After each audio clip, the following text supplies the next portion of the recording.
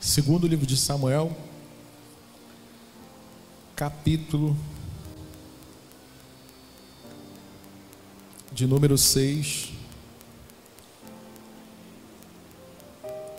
versículo 6. Diz assim a palavra do Senhor. Vai aparecer aqui atrás.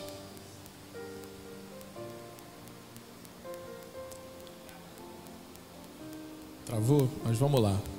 Segundo livro de Samuel, capítulo 6, versículo 6. Diz assim, ó: E chegando à eira de Nacon, estendeu Uzá a mão na arca de Deus,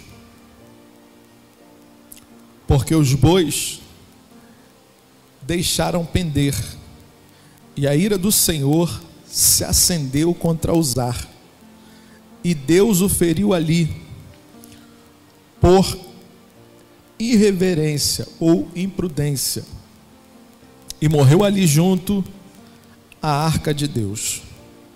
Amém.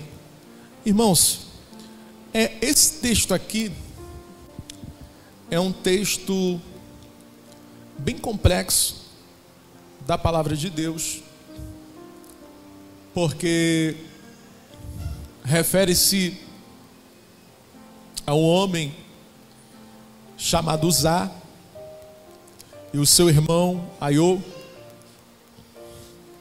A Bíblia vai dizer que quando os bois chegaram à eira de Nacon,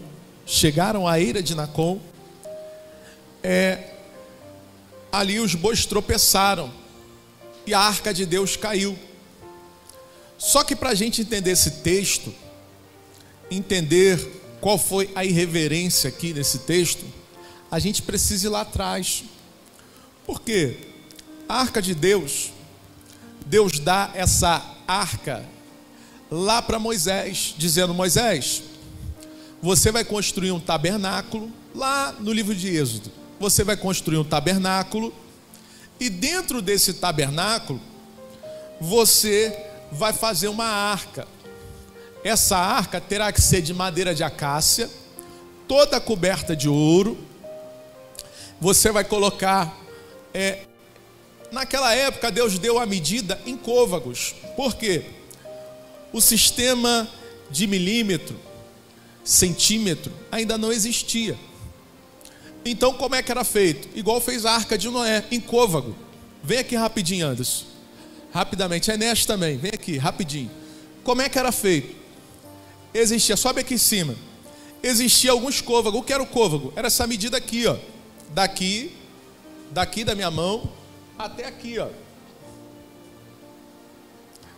Aqui da minha mão até aqui. Isso aqui era o côvago. Um côvago. Esse era o sistema de medida. Só que não era bem certinho. Por quê?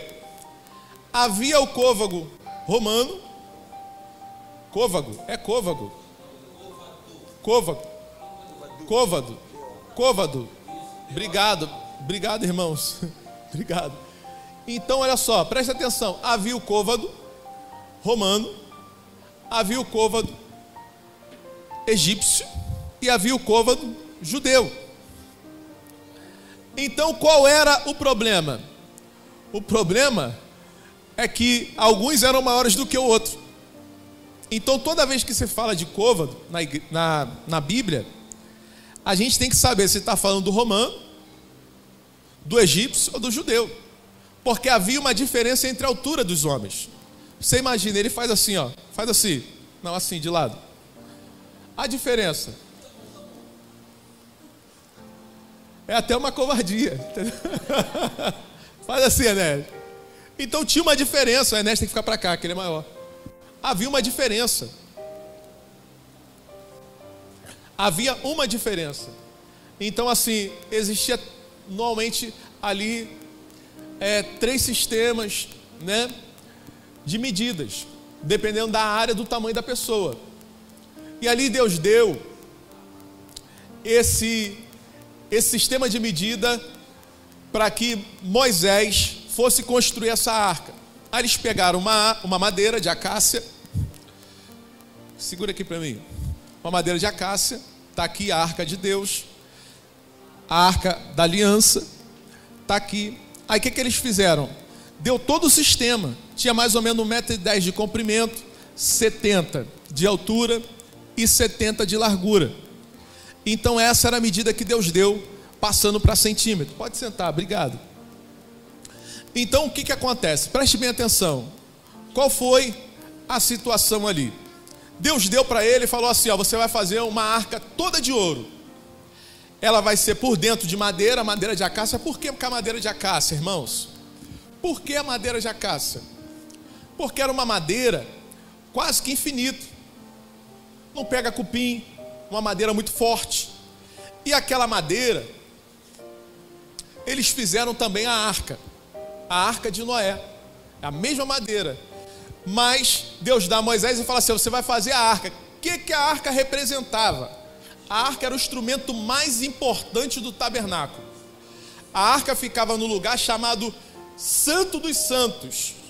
E só quem poderia entrar ali era o sumo sacerdote. O que o sumo sacerdote fazia? Ele entrava ali e a arca ela tinha uma situação. Qual era a situação? Colocaram 2 querubins em cima do propiciatório. O que era o propiciatório? O propiciatório era a tampa da arca. Aí botaram na lateral da arca 4 argolas, 2 do lado e 2 do outro, e botaram uma vara entre as argolas. Para quê? Para eles conduzir a arca. Essa arca era usada, ela só saía do Santo dos Santos quando o povo ia para a guerra. Ela só saía do Santo dos Santos quando o povo ia para a guerra. Por quê? Era como se eles estivessem levando a presença de Deus para a guerra.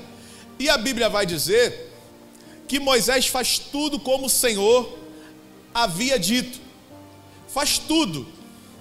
E o que aconteceu? Por que Davi vai lá buscar a arca? Por que Davi vai buscar essa arca? Por quê? Irmão, preste bem atenção para você entender. A arca tinha sido perdida. A arca de Deus estava com o povo de Israel sempre. Só que você já ouviu falar sobre o sacerdote Eli? Já ouviu falar sobre o sacerdote Eli? A Bíblia vai dizer que Deus levanta um profeta e fala assim para o sacerdote Eli: Eli, os teus filhos estão fazendo coisa errada. Os teus filhos não estão respeitando as leis de Deus. O que os filhos de Eli estavam fazendo? 2 sacerdotes, eles estavam pegando a carne crua, eles estavam pegando além do que era permitido. E o exemplo, a pessoa chegava para oferecer o sacrifício e estava ali, o que eles faziam? Em vez de oferecer o sacrifício, eles pegavam aquela carne e falavam, vou fazer essa carne.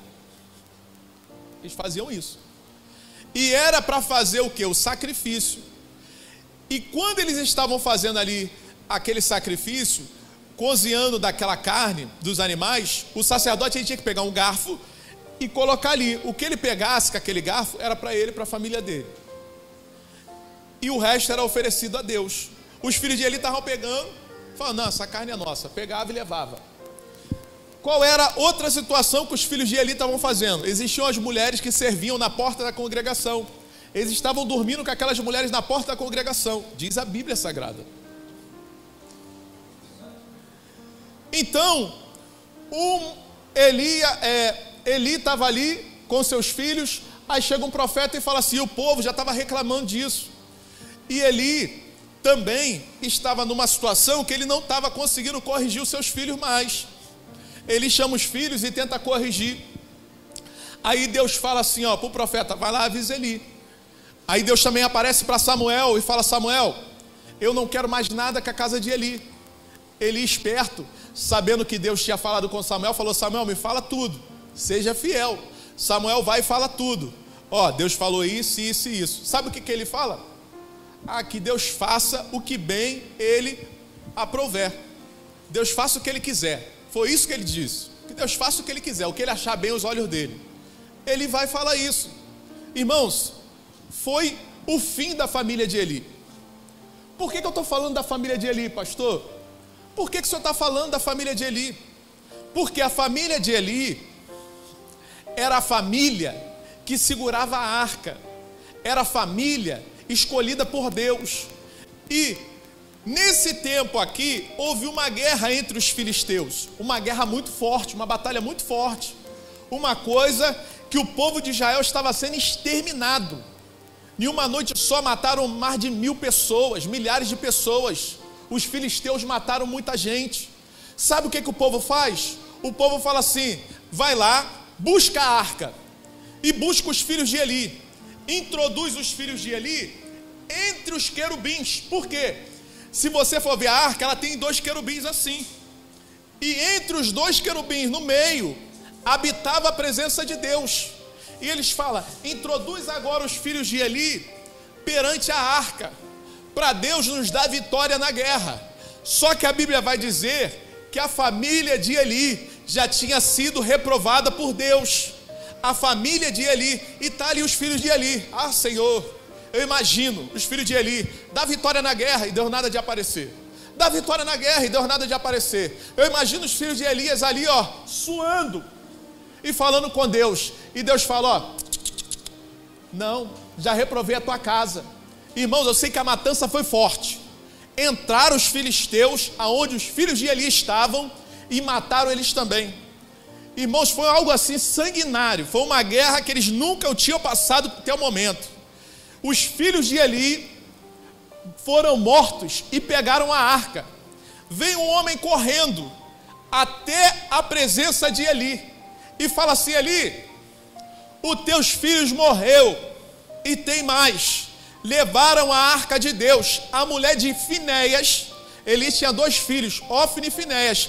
A mulher de Finéias ouve, e ela estava grávida já, quase de 9 meses. Ela encurva na hora e dá à luz uma criança, dizendo assim: e acabou. Olha o nome da criança: e acabou. Por quê? Acabou. Levaram a glória de Deus de Israel. Levaram a glória de Deus de Israel. Quando ele ouve falar que os filhos deles morreram, sabe o que acontece? Na hora ele cai para trás, bate a cabeça no chão e quebra o pescoço na hora. Eli já não podia mais enxergar, Eli já não podia mais andar muito bem, Eli já era de muita idade. E a Bíblia vai dizer que os filisteus pegam aquela arca e leva diretamente para o templo de Dagon. E no templo de Dagon, Dagon estava ali.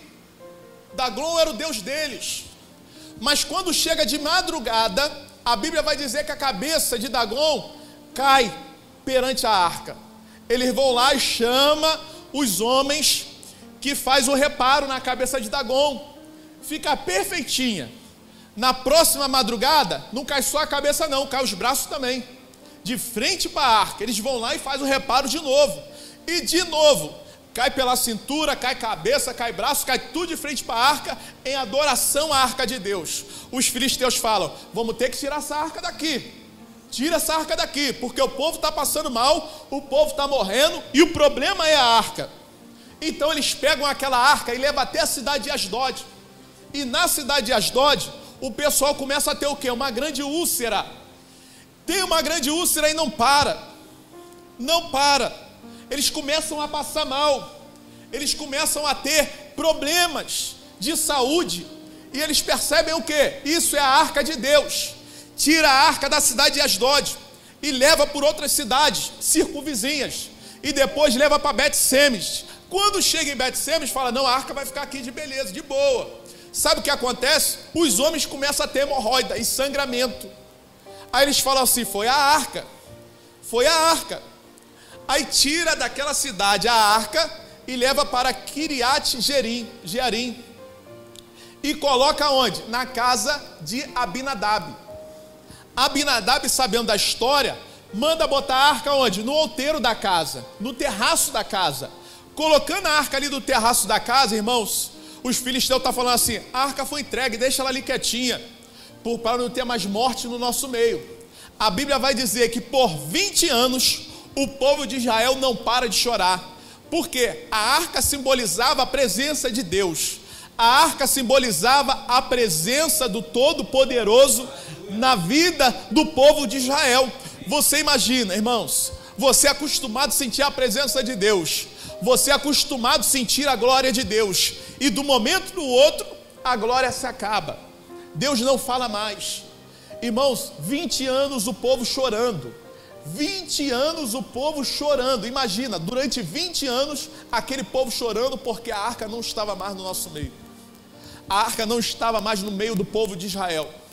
A arca era o utensílio mais precioso, a arca era o instrumento mais precioso, e dentro da arca havia 3 utensílios. Que utensílios era esse? A vara de Arão, representando o quê? A autoridade de Deus, a vara que foi usada contra a família de Corá, aquela vara que também resplandeceu. Essa vara estava dentro da arca. O que estava também dentro da arca? As tábuas da lei também estava dentro da arca, aquelas leis que Deus deu a Moisés, os 10 mandamentos em cima do monte, estava dentro da arca, representando o que? A ordem de Deus, representando o que? As leis de Deus. E o que também estava dentro da arca? Tinha um vaso de ouro puro, e dentro desse vaso tinha o maná de Deus. O maná de Deus era o que? Era o alimento diário, sobrenatural de Deus, para alimentar o povo. O povo não passava necessidade, mas aquele maná tinha que ser comido no dia. Se passasse daquele dia e guardasse para o outro dia, aquele maná estragava, aquele maná não tinha serventia nenhuma. Eu não sei se você percebe, às vezes a glória de Deus vem num dia, na nossa vida, parece que no outro dia a gente nem recebeu, a gente precisa receber de novo. Então assim, aquele alimento representava o sustento de Deus, porque dentro daquele pote de ouro, aquele maná não se estragava, estava sempre fresquinho dentro daquele pote de ouro. E a Bíblia vai dizer que eles perdem tudo isso, perdem o sustento de Deus, perdem a voz de Deus, perdem a ordem. Mas dentro desse tempo, irmãos, 20 anos o povo chorando. Aí a Bíblia vai e rejeita Samuel. A Bíblia diz que o povo rejeita Samuel. A Bíblia diz que o povo de Israel rejeita Samuel. Levanta-se um rei. Samuel se entristece e fala assim: o povo me rejeitou. Ele falou: não, Samuel, o povo não te rejeitou. O povo rejeitou foi a mim.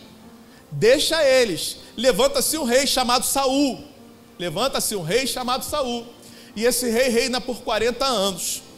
E depois que Saul morre, como todos nós sabemos, Saul morre com toda a sua família. Saul comete pecados diante de Deus. E Deus fala assim, não quero mais a família de Saul, não quero mais.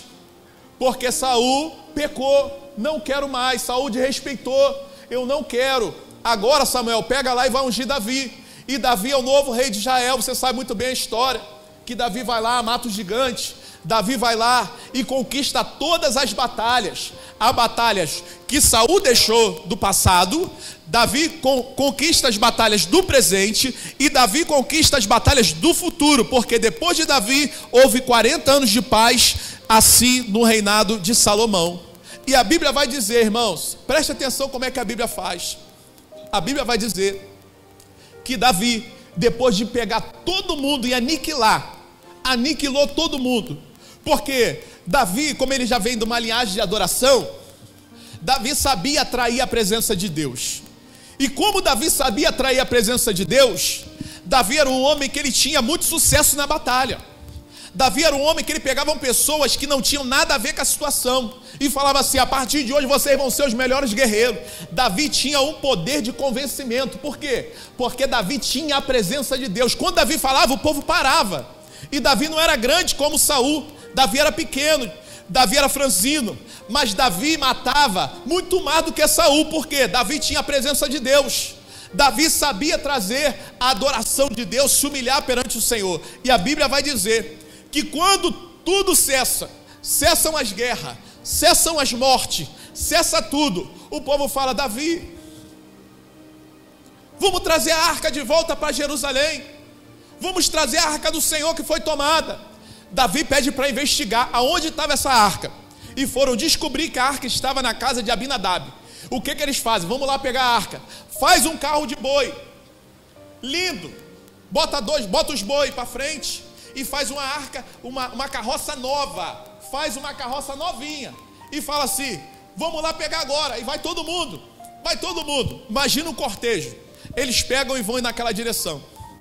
Quando chega na casa de Abinadab fala assim: vai lá, meus filhos, Aiô e Uzá, pega a arca, bota lá. Eles botaram a arca.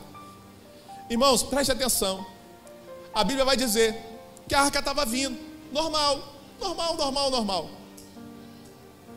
Só que a arca tinha madeiras de ouro numa lateral e na outra, que passava entre as argolas para o sacerdote segurar. Quando a arca passa e os bois tropeçam, a arca vai cair. Aonde que ele bota a mão? Na arca. Eles botam a mão aonde? Na arca. E não poderia botar a mão na arca, tinha as madeiras. Tinha que segurar pelas madeiras. Tinha que segurar, tinha uma ordem. A Bíblia fala sobre essa ordem. Se você for olhar lá no livro de Deuteronômio, a Bíblia fala sobre essa ordem. Davi se entristece na hora quando Uzá morre. Só que aonde que Uzá morre? Perto da casa de Obed-edom. E por que a arca ficou tanto tempo na casa de Abinadab e Abinadab não prosperou? E a arca agora vai para a casa de Obed-edom. Obed-edom, o geteu. A Bíblia vai dizer que Obed-edom recebe a arca na sua casa, e durante 3 meses a casa dele prosperou sobremaneira. A casa dele teve uma mudança sobrenatural. Por quê, pastor? Irmãos, a Bíblia vai dizer que quando ele recebe a arca, ele não bota no terraço. Quando ele recebe a arca entra dentro da casa. Ele não pediu para a arca vir. Sabe o que fizeram? Peraí. Foi aí que morreu? Pega a casa mais próxima e bota dentro. Foi ordem de Davi. E o que ele fez? Já que mandaram a arca para mim, coloca aqui. Vou arrumar um espaço para ela. Bota ela aí. E irmão, recebeu a arca de Deus. E Deus prosperou a casa dele. Quando o mensageiro diz que Deus prosperou a casa de Obed-edom, o que Davi fez?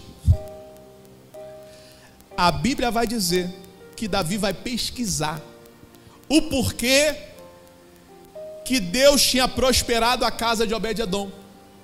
Davi vai pesquisar o porquê que foram trazer a arca e os homens morreram. Aonde está isso? Está em Crônicas, irmãos.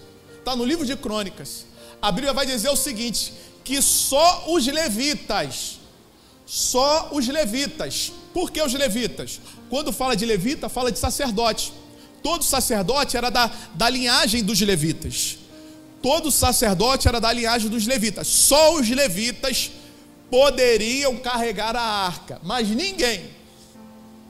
Davi vai lá e fala assim, ó: cadê os levitas? Chama eles aqui na minha presença. Os levitas vêm à presença de Davi e fala assim, ó: vocês vão ter que se santificar, vocês vão ter que preparar, vocês vão ter que oferecer holocausto, vocês vão ter que se preparar, porque a gente vai ter que buscar aquela arca. Irmãos, os levitas começam a se santificar, os levitas começam a preparar, os levitas começam a fazer o que os antigos faziam, a fazer o que aquele povo antigo estava fazendo. Os levitas começam a se santificar de modo que eles sabiam que tinha que oferecer bois, ovelhas a Deus, sacrifícios, antes de colocar a mão nos instrumentos de Deus. Então eles começaram a fazer isso. E quando eles vão lá pegar a arca, a Bíblia vai dizer que eles já vão pegar a arca de maneira diferente. Eles vinham e tocavam-se os instrumentos, e a cada 6 passos eles paravam e depois continuavam. Ao toque dos instrumentos eles vinham trazendo e oferecendo sacrifício a Deus. Então eles conseguem trazer a arca de volta para Jerusalém. E a Bíblia vai dizer que essa arca, ela é tomada de novo por Nabucodonosor, e ninguém nunca mais viu a arca. Por que ninguém nunca mais viu a arca? E nem vai achar. Porque o livro de Apocalipse, capítulo 11, quer colocar aí para a gente ver? Coloca aí, Daniel. Apocalipse, capítulo 11, no versículo 19, a Bíblia vai dizer que essa arca será achada no céu. essa arca será achada no céu. Ninguém mais vai ver a arca, porque essa arca vai estar no céu. Porque quando João teve uma revelação, a Bíblia diz que quando abriu o templo de Deus, viram ali a arca do Senhor. A arca do Senhor estava ali. Pode colocar que o pessoal vai acompanhar, vai devagar. A Bíblia diz que a arca estava ali. Então essa arca não vai ser vista mais nessa terra. A gente só vai conseguir ver essa arca onde? No céu. Alguns instrumentos de Deus só vai conseguir ser visto no céu, e a arca é um deles. A arca você só vai ver no céu. Mas pastor, por que o senhor falou toda essa história? O que isso tem a ver com a minha vida? O que isso tem de prática nos dias de hoje? Irmãos, a arca simbolizava a presença de Deus. A arca simbolizava a presença de Deus.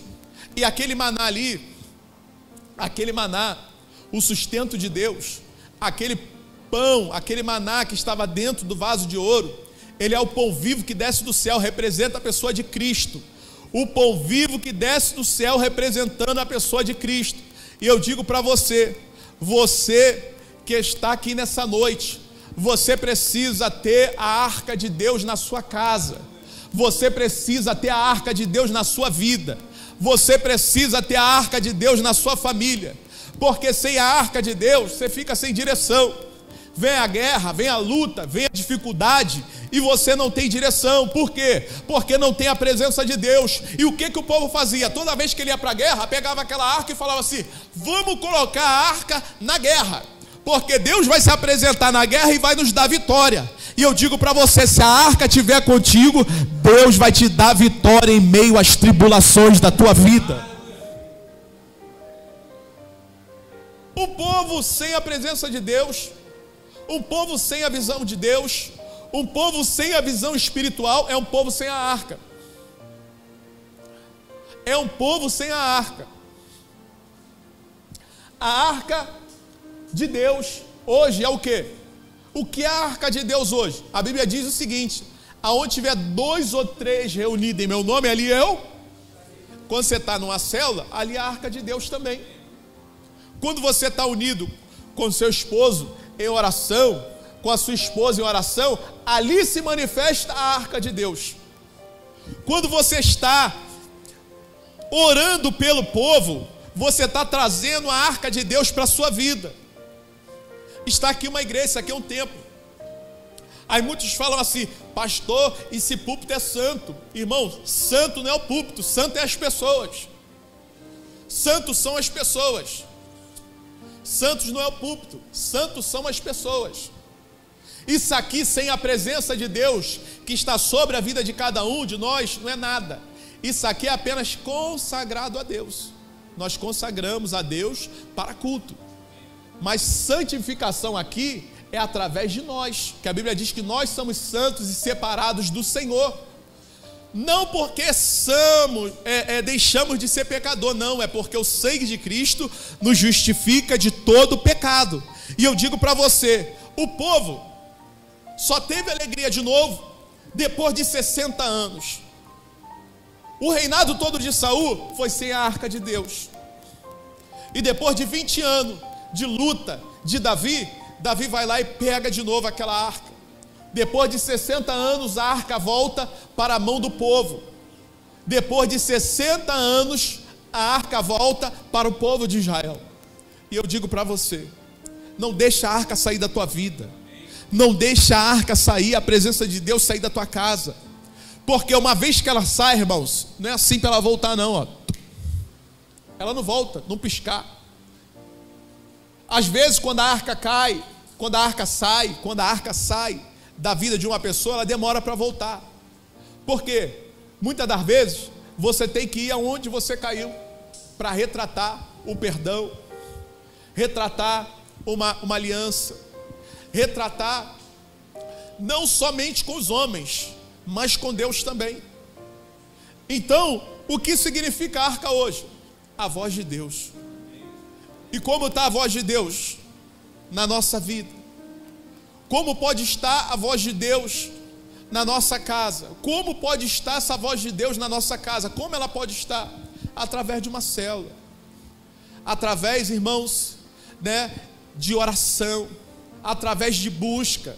através, irmão, de clamor, através de hinos de adoração, através de uma leitura da palavra. Muitos pagam preço aqui no trabalho, muitos pagam preço aqui, né, em fazendo um bom churrasco, em fazendo grandes comemorações. Você paga o preço, você paga um preço ali para arrumar, você paga um preço para preparar, você paga um preço para receber. Mas agora, vamos pagar esse preço para receber a presença de Deus? Vamos pagar esse preço para receber a glória de Deus? Vamos arrumar a casa para receber a glória de Deus? Vamos arrumar para que o Senhor se manifeste dentro da nossa casa. E se manifestando dentro da nossa casa, eu não estou dizendo, irmãos, a casa física só não, estou dizendo a casa espiritual. Vamos arrumar a casa para que o Senhor se manifeste na nossa vida. Vamos arrumar a casa para que o Senhor se apresente diante de nós, porque aí todas as lutas, como Davi venceu, nós também podemos vencer tendo a arca de Deus na nossa vida. E o que eu preciso hoje, pastor? O que eu preciso hoje?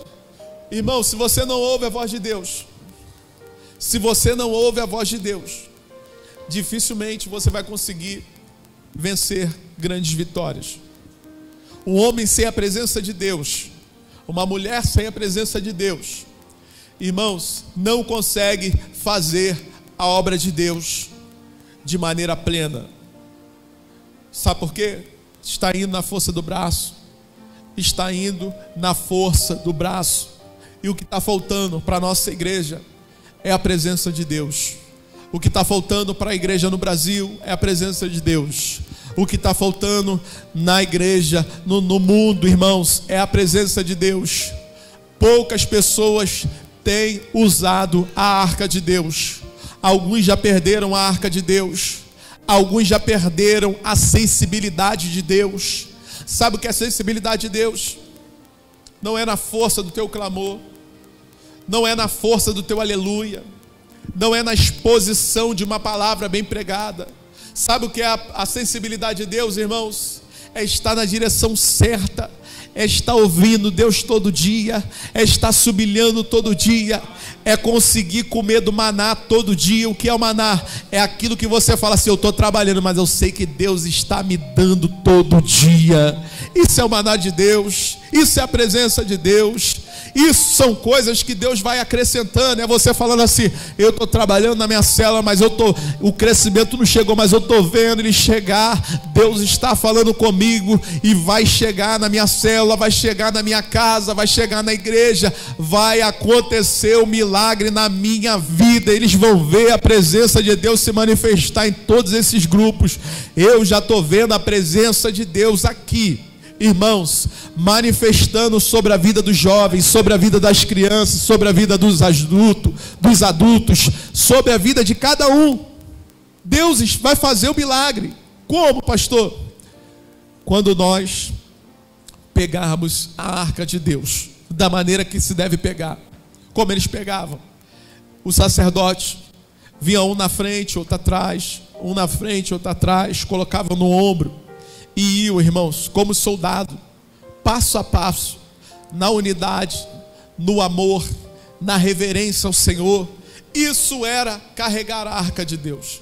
Ali não tinha um maior do que o outro, ali não tinha um melhor do que o outro, ali era sincronizado. Para quê? Era a força do propósito, era a força da unidade, era a força da presença de Deus. Qual era a prioridade, irmãos? A voz de Deus. Qual era a prioridade? A presença de Deus. Qual era a missão? Carregar a arca de Deus. Você imagina a alegria dos sacerdotes, você imagina a alegria do povo, você imagina a alegria do rei, você imagina a alegria de Deus vendo o povo fazer aquilo que era feito. E eu digo para você, o mundo perdeu a arca, o mundo perdeu, o mundo não tem, e muitas igrejas também já não tem mais a arca, muitos lugares já estão sem a arca. Por que a igreja fecha? Por que muitas igrejas fecham? Porque perderam a arca. E a igreja somos nós. Nós não podemos perder a arca de Deus. Nós temos que vencer na oração, nós temos que vencer no clamor, nós temos que vencer, irmãos, na reverência, nós temos que ouvir a voz de Deus. Não podemos deixar o mundo abafar a voz de Deus na nossa vida. Eu quero orar, e eu queria que você orasse, para que Deus enchesse a sua casa, para que Deus enchesse a sua vida. Fique de pé comigo nessa noite. Deus vai encher a tua vida.